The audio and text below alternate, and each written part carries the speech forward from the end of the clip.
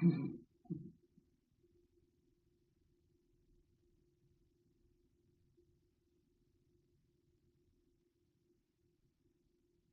how you doing? This is L Vogel. Um, I spend a lot of time talking about leadership, writing about leadership, educating people about leadership, and I've spent almost 50 years developing leaders and consulting with them. And, I've looked out over, I don't know, maybe the last week or two. I've been struggling with what we've developed as leaders. And, as a country, I consulted not only in the United States, but other countries as well. And it, during that period of time that I consulted, particularly in these other countries, were Europe, Central America, and other countries that I've been to, but the premise of what you do when you go, even if you go there as sort of someone who's working for an American company and they're hiring local European citizens. And, um, the leadership has always been pretty well respected, um, well thought of. Like we developed some of the better leaderships in the world. And today, I look back and I'm going, I think we missed some things when we were continuing to create leadership. I am been around for a long time. And like I said, I spent 50 years inside being a leader, developing employees into leaders or managers into leaders, or helping them develop. I like to put it more that way. When you develop a leader as a leader, you normally develop yourself. The question is, do you have the mentors and the coaches and the people around you that can help you become an effective leader? So, but it ends up being your job to become a leader, which speaks to what I kind of want to say about why we need to change our paradigm about becoming a leader. Um, the the primary role of leadership, I don't know, for a long time now, I think it's been focused on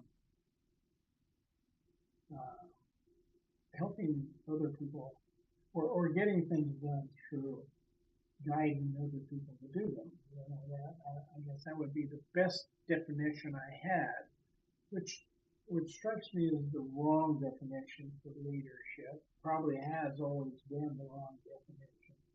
Um, I know corporations hire people to direct and guide other people to complete tasks, and as much as everybody likes to go around touting that they have leaderless organizations, they don't. Um, there's always someone who rises to the task of guiding that people turn to answer questions, to get help, to seek some sort of assistance. And those people are the people who are probably most knowledgeable about whatever it is you are doing, or they're knowledgeable about leadership in general, but what I call the real role of leadership, which is a guiding role. And they are likable and approachable and desirous to help people be better than where they are or achieve what they would like to achieve. So that's the role of leadership I've seen uh, that has proven to be successful when I was a consultant and when I was a leader too. I would often assume a role in an organization where things weren't going as well as they should, or they needed some help to do some things, change some things, or approach something in a way that maybe I had a background in. But the still was the key factor of those people who were working for me, the humanity that was part of, made up part of my, or made, not part of, they made up my organization that I led, that I was at the top of. If that was a department, it was a department. If it was a company, that was a company. But the, the one thing I've always managed to hang on to was the value of every one of those people. That the essence of who I became and what I did for however much success I had versus other people who might be billionaires driving around in yachts now. I don't consider their wealth their success. I don't consider them having built billion-dollar corporations their success. Um, I would say that a vast majority of their success of building those companies rested in the hands of the leaders that worked for them that helped build and sustain the people underneath them. Otherwise, they would have gotten out. Did they pick the right people? Did they train them? Yes. And I think probably early in their career, that was a strength and a value that they cherished. Somewhere along the line, particularly when you get to that point where you're going public or you're counting on financing from banks or other people to build and do something further to enhance the value of your company and consequently your own wealth. Um, I think when you make that turn is where I saw a lot of leaders fall off the wagon, so to speak. They, they no longer became leaders. They became directors, or I don't want to say directors because directors are leaders in a way. They became, their primary focus was to build more and more for the sake of building more and more, and not the opportunity to provide even another 100,000 employees more work. So we go from 100 to 200,000. And that value that she presented to the company out there is something that people needed and wanted and cherished and appreciated. Um, and, but and it used to be that appreciation what drove was the thank yous. Wow, this is fantastic. The accolades that go with doing something well. Uh, but then that kind of disappears as you finally reach and you have all that success on an ongoing basis. And what you feel is the wealth and what that wealth can do for you. And many times people are not spending on the people who, in fact, benefit the organization. Uh, I was watching the last season of Landman the other night, the last show of this second season of Landman where they're building the oil wells. And I work in that industry, so it intrigues me. And I see a lot of what I work with in that environment, the roughness, the directness, the lack of humanity, again, the humanity. Um, that's all part of that environment. If you're not familiar with it, you should probably watch it. It's a good show. It carries with it a lot of what I talk about when I say you miss so much. But Billy Bob Thornton plays the role of a person who is oversaw oil well production in a major field for a large corporation. Was then promoted to the president when the owner died and his wife took over the oil field. The owner, just before he died, promoted Billy Bob Thornton to president and said, take care of this. Well, the wife wanted to take care of it. There was debates. They split, okay, and she fired him. She fired him because he didn't have the same thought process about where the company ought to go that she had, but he knew more about the industry and how that company was formulated, all the little problems they were about to run into. And that's where we are right now in the stage. But she fired him, and his son had gone out and done some landman work and developed 6 or 7 wells on their own that were producing pretty regularly. So he went and got the financing from a somewhat skeptical finance group. They had tied to the cartel, so, but they funded the sustainability of these wells and the growth of the next 18 wells or so. And that's where they would get, he would, of course, a financer would get the money back. And if the wells were hitting as they said they would. And it's a gamble, but that's how that business works. Anyway, my point is, they were all, he had been fired. His wife was, worried about, oh, can I spend all the money I've been spending? Oh, I won't have it now.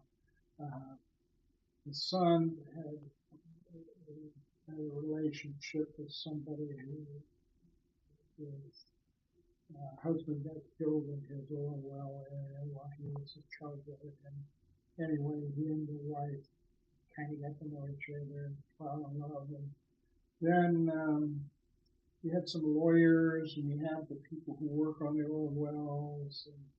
And his dad was involved in it. He used to work in the oil fields also.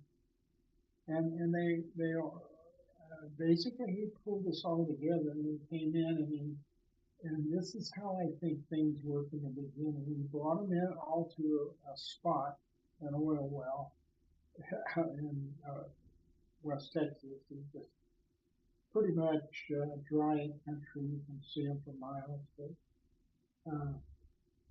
he brought them all together, that whole group, the workers, the son, his future wife, and his father was rehabbing, and he's 80-some years old and rehabbing, and living with him now. And the lawyers, a couple of lawyers that were working with him, and he brought them all together in the oil field, and he told them what they did. He took his son's wells and financed them, and took over.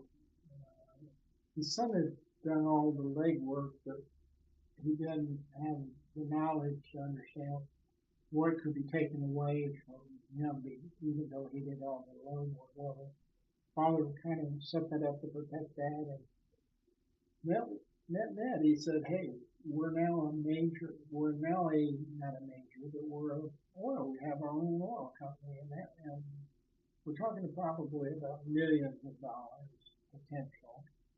And he asked each one of them if they wanted to participate, and they all said yes. But what he did is he said, I formed this company, and he told them what it was, and he said, the first thing is 25% of everything we make goes into a fund that is given to the employees. 25%. And this is going to be a lot of money. I mean, all these oil wells that this guy had drilled were hitting and were delivering big time. One of them would have made you a millionaire, but 6 of them make you a multi-millionaire plus. And so 25% of that would go to every employee of the company. including the people who were throwing pipe into the ground and driving trucks and doing whatever employee you had working for you. 25% of what they earned was put into a fund to be given to those employees. And you know, of course they're acting, but I could see that if that happened and I was one of those employees in India, I would be excited. Here's an opportunity for me to get something. And that's how companies start. Okay. That's how they've started for years. And there's an excitement in that, an appreciation for the people that are starting with you and willing to commit the time and the energy, and maybe even started at less than they could make it somewhere else, like Walmart or somewhere else. They're starting with less money, but they're part of something, and they see the potential to enhance themselves. The more they make, the more they make, the more that 25% is worth to them. And so the idea is, as they continue, you know, the interesting dynamic is that that's the movie, and it's about oil wells and how oil will make you rich and famous. Um, but that's not necessarily as true as it was, 15, 20 years ago.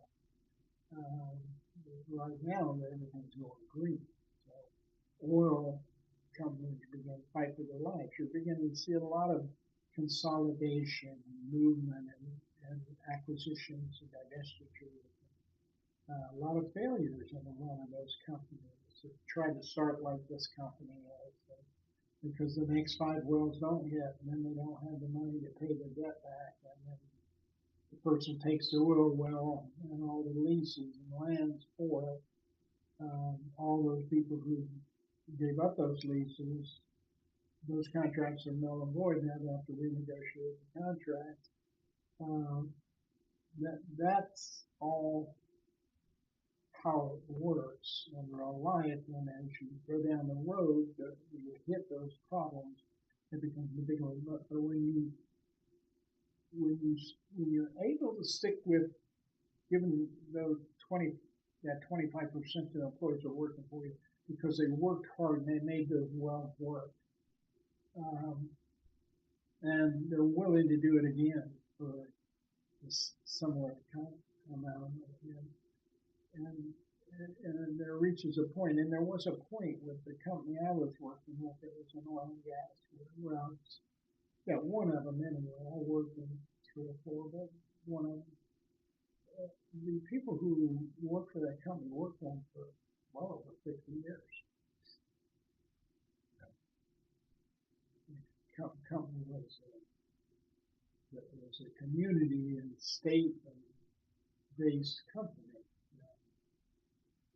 Two of the owners of the companies were governors of Oklahoma, and that's where this company was. But the people who were in it were dedicated to that. So when they sold it, and they had to turn it over, and they didn't want to turn it over just for the money. It wasn't the money that they were selling for. It was the people who had interest in being in oil in the family were dwindling, and the whole thing was just kind of wiggling apart. But the people who ran that company really, really loved saying they worked for that company. It was an honor, a pleasure to do that, and they did that for so many years.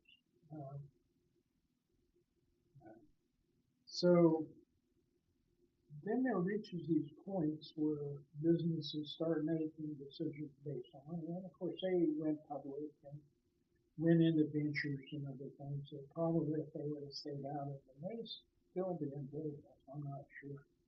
But anyway, that happens if you make business decisions. But there comes a point during that where leadership there's more focus on how much money you can derive out of the business now, as opposed to the value.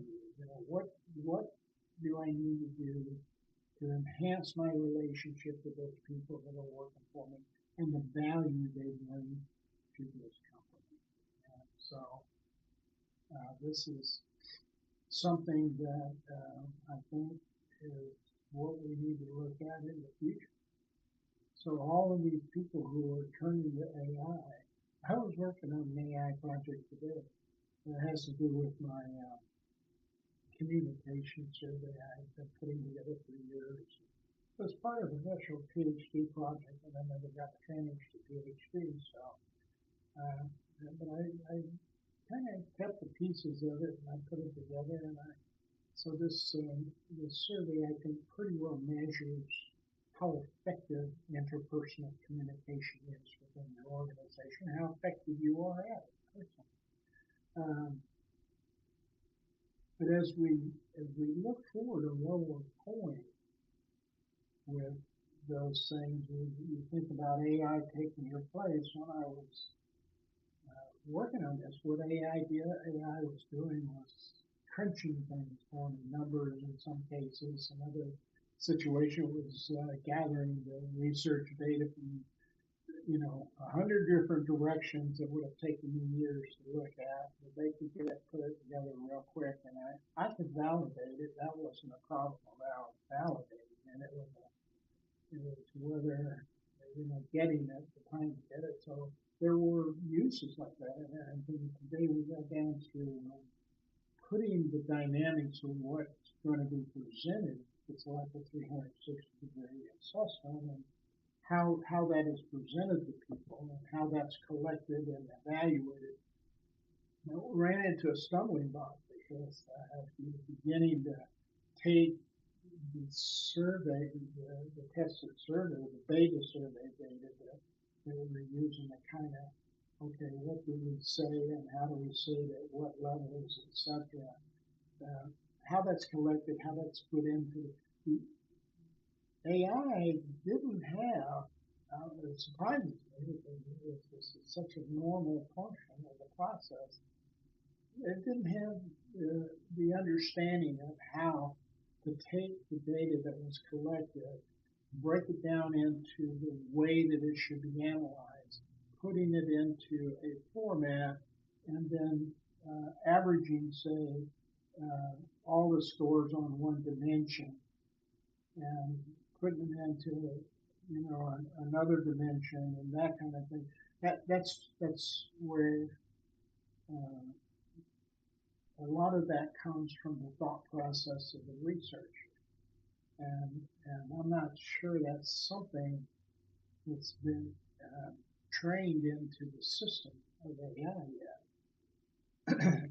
But it has a way of looking at what I collected, for example, for someone who is looking at interpersonal communication. So say they take this assessment and we're looking at things like message creation and feedback and active listening and nonverbal communication and congruity or congruence in the message and how that whole system works effectively. You can kind of break that down into components and then the behaviors that make those components work, and that constitutes the questions in the survey. So AI wouldn't necessarily know all that. So this is going to be a long time. But, now if somebody does it, and if it takes what I'm doing to help consolidate some of the stuff, then it's trained, and I'm doing it pretty much on an open market basis. I'm not trying to sell it. Open sourcing, I guess is what you would say. It may gain some knowledge about how to do that down the road, but it doesn't have it right now. Because I kept trying to get it to do something for me that wouldn't, it's not unusual. It just takes the thought process of how you put it together and come up with it certain number that you're going to use in your statistic or going to use in your evaluation assessment as a tool that it constitutes doing some things like aggregating certain parts of that behavior questions and then coming up with an average and putting that in and then that being averaged in with an overall. That kind of stuff, the stuff that the AI was struggling with. And so I have to go back and hand view that, and that's time consuming and, and frustrating. In terms of uh,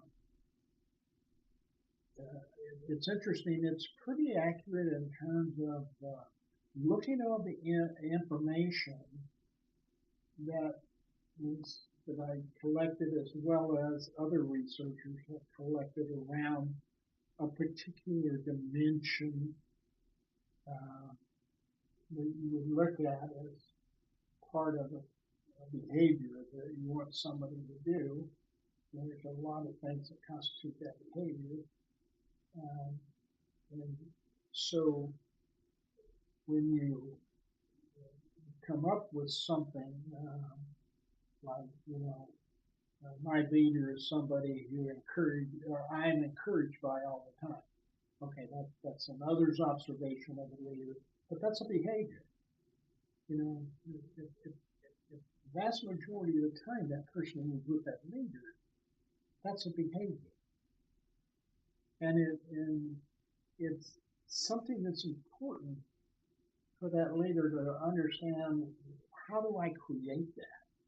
What is it about what I do? And this is the thing we have missed for 5 decades. I will say this right now, that I'm putting into my overall process and have put into a book called Renaissance Leadership Odyssey. But the idea of people getting to know who they are and what they're really all about, all the way from the whole life on. It's almost like a therapy, if you will. I wouldn't want to say that you want to call it therapy unless you want to get a therapist to do this work for you. And it's one of the things I might tell you to consider is having a staff of people who are trained in this area to help a leader understand more about themselves before they step in the role of leadership, where they're going to try to mold other people to be effective, not just get a product delivered out of it, but to be better at that product, to learn how to innovate, how to critically think, how to be humanistic, how to engage and appreciate emotional intelligence and empathy and compassion and all of those things that go into leadership, the leadership itself, that helps a person grow and develop in that field. Now, if that field is nuclear science, then they'll become nuclear scientists. But somebody could be encouraging them, that helps them get through that, and guides them through it, and provides them the expertise they need when they need it, but also the guidance about what it takes to stay with it, how to deal with the failure in it, all of those kinds of things that go with, I think, leadership. That requires you to understand a little bit more stuff. We don't really have people doing that haven't done that in the past. I think I've done it with a lot of people because that's the only way I knew how to help somebody learn to live in it. And I did it through my communication education, was helping me understand that if I can connect with somebody. I think I saw it on the news today that somebody was saying that the good thing about this one person they were talking about was, and it was a positive thing about them being a leader out there um, versus what we have now in our government, is they said this person could connect with them. They could connect with them, and that connection brought forth what they needed to in, to evolve into a relationship that had commonalities and growth and purpose and meaning and a bunch of other words that we really like and we like being around other people. So, uh, and allows for the mistakes, however bad they are. allows for them, as long as the person can see it and come back from it, that you don't hold those resentments. Holding that resentment all your life is not a healthy thing. It's not something you want to offer others as a role, as a role model. So anyway, this person was saying that there was a connection, and I think because of my communication background and my desire to want to like connect with people, that's the role. I think what this person was saying about that connection was the vehicle whereby they were able to do that was through communication, and specifically interpersonal communication, as I define it, which is the emotional intelligence knowledge combined with the mastery of the process of actually communicating. Those two things help people to connect, to build influence, to be more persuasive, to hear, and not just hear what other people are saying, but feel what other people are saying, to truly feel it, and at the same time be able to help them work through it. That's a leadership role. That's a leadership role. And that requires you to understand a lot about yourself that maybe you haven't taken the time to see before you step into that leadership role. And of course, then learning the communication process is critical for you to be able to, how do you know about yourself unless you're able to hear it and see it and be able to absorb it from other places, not just yourself. Because yourself was not built on just you, it was built on you plus all your interactions.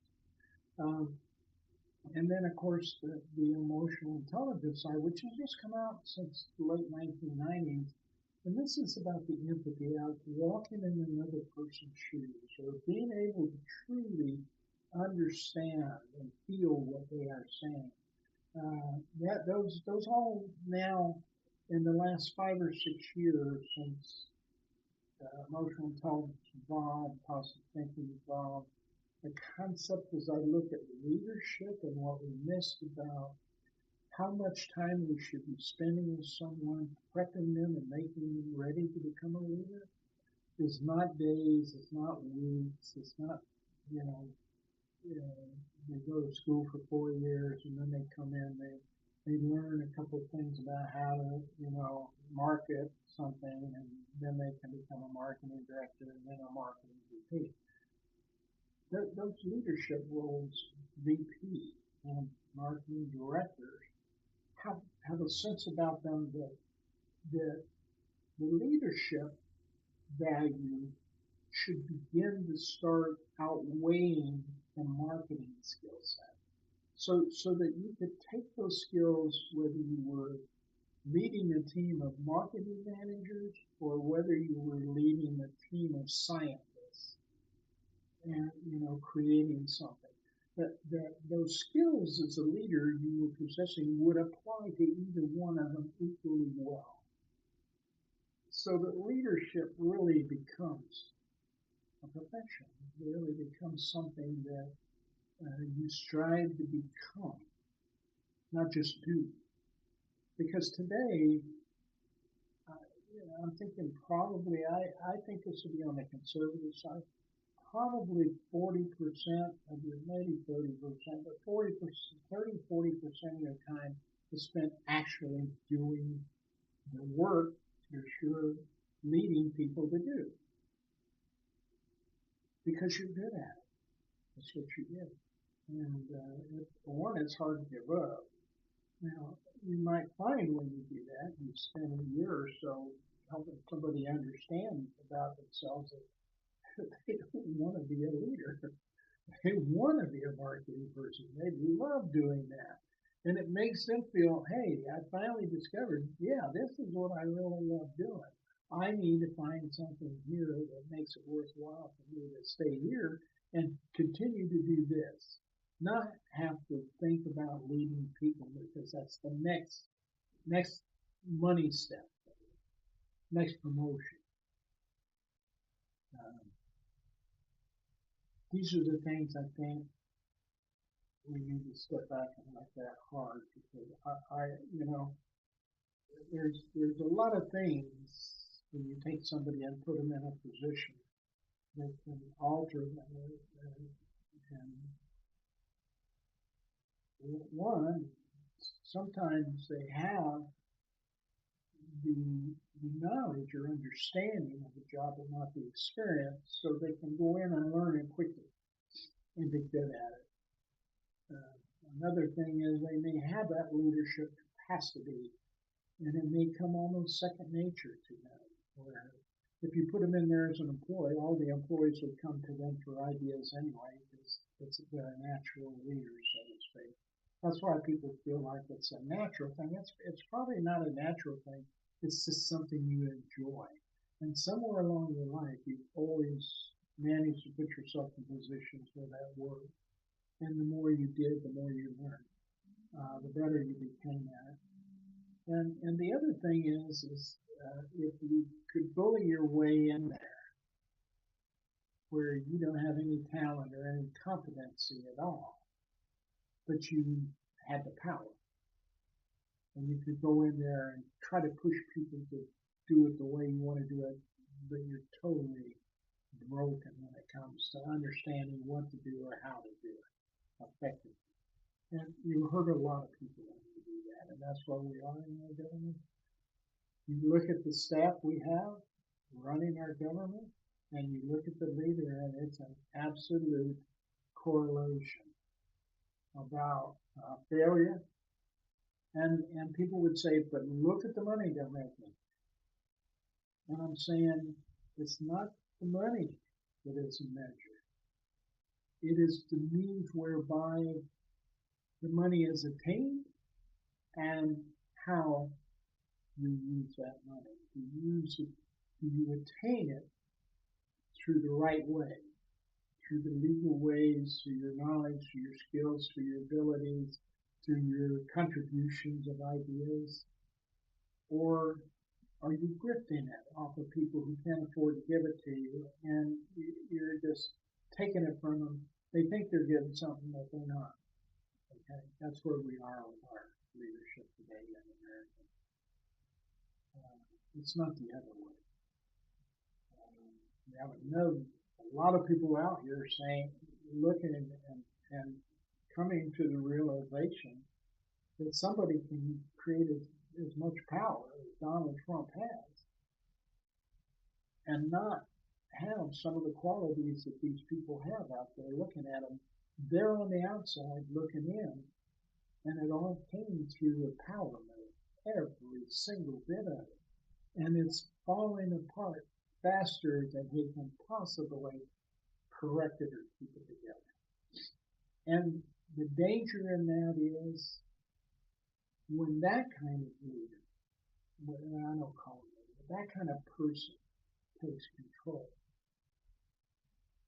the harm it creates, the relative humanity in other people and everybody else is, in the end, what is so harmful, what is so bad. Whereas if we take time and select the right people. So my message to the people of America is this: you have a role. You are the humanity. You have the options of what to do with AI and robots and everything like that. They don't have to take over humanity if you don't want them to. You have that within your hands. You do. You're the people of America. But it's contingent upon who you appreciate and respect, and whether they in turn have that same perceived value of you. And if they don't, that's not the person you want to put into office. I don't care what party you're with, how much money they have, how much they tell you they're going to do something. Okay? Because it normally doesn't get delivered, and that's pretty much what we're seeing. So when you're out there today and This is primaries. So if you go out there and you hold, you have, say, a district, say it's a community like Dallas or something, where you got lots of people, lots of different small districts.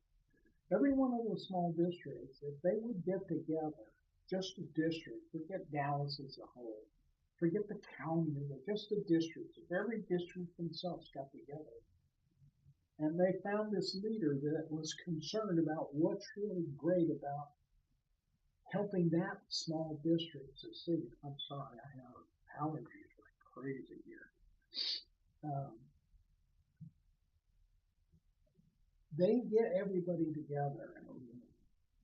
I don't care if you're Republican, independent, whether you're an immigrant, whether if you're living there and you're being impacted, you can have a say. And you get around tables and you get somebody who's good at doing uh, organizing this and getting people to bring forth what they need to the table. People like I, I want to say myself, and I put myself in that category, but there's many others out there in all these districts can do this for you. You run the session. You run it like you would a team building session.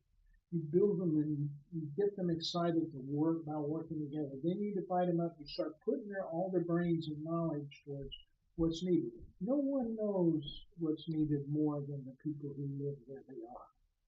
They need lower prices. They need rent that's reasonable. They need a bunch of things working for them. Now, all those things we're not going to get done, but we might get two or three of them done that are absolutely take a lot of pressure off of us in our life. So we begin to list those things, we prioritize those, and then we formulate a message from us to whoever we're going to elect with a mandate to go do this. And then the first thing they do when they reach Congress is to vote that they can be taken out of Congress if the people of that district are not seeing the results of what they told these people they needed, if they're not getting those results, then they're able to recall that person and put somebody in who will go get the results. That's the first law they should pass. Then after that, it's a matter of selecting the right people, but taking time. So who knows how to find good quality people? There are a lot of us who hired people into organizations. The same principles are there. It's not how much money you have or how much power you have. It is, do you care? Do you value me as a person out here? Do you have skin in the game? Do you lose as much as I lose? Because you will fight real hard if you do. So I'm not sure you hire the richest people who can afford millions of dollars worth of ads. I think you hire the person who comes around and sits at your coffee dinner at McDonald's, or breakfast meeting at McDonald's in the morning with everybody, where they're discussing all the problems. And they're listening. They're not telling you anything. They're listening. And then we can teach you. I can teach you if you want how to active listening so you don't just hear what they're saying, but you begin to feel it. It begins to permeate who you are. And you begin to start grinding in your mind, how the hell can I help these people? All the time, not really thinking that you can be helping yourself, but you could. But that's how that works. But it takes the idea of taking something like a town hall and not have three people yelling at a representative who basically doesn't give a damn because you can't take him out of office for 2 years. He's going to make $160,000 for 2 years. Then he's going to go find the guys that put him in office and get a job. There's no win out of that for any of the people in that district. What will be a win is when they put somebody in there who has skin in the game. I'm going to go fight for this because it's going to affect me, it affects my family, it affects everybody out there. Okay? And somebody won't let that $160,000 job go to their head. who you know feels what you're saying. You, as a person, all 100 of you in that room who are talking and negotiating and prioritizing and discussing with this person your needs, you get this feeling when you're talking to this person, they really want this for you. That's leadership. That's leadership. That's what we're missing, folks. Our whole development programs are aimed at silo-based delivering products to people. It's not leadership. It's not leadership. All right, I'm gonna let you go. I just want to spend a few minutes doing this. I don't know why, just because it's been on my mind. But you can reach me. My name's Victor Vogel. All the information will be in the description of the YouTube channel. This will be public on YouTube, so, and I'll probably send it around to LinkedIn and a few other places like that. If you want to just talk and chat about it, hey, that's what I love to do. Obviously, here I am with you. I'll get on as many of these as you want if you just call me. I don't care where in the country you are. I don't care what time of night or in the morning it is. I will get on there with you. And we will work this out. And you can have the country back like it's supposed to be. Good evening.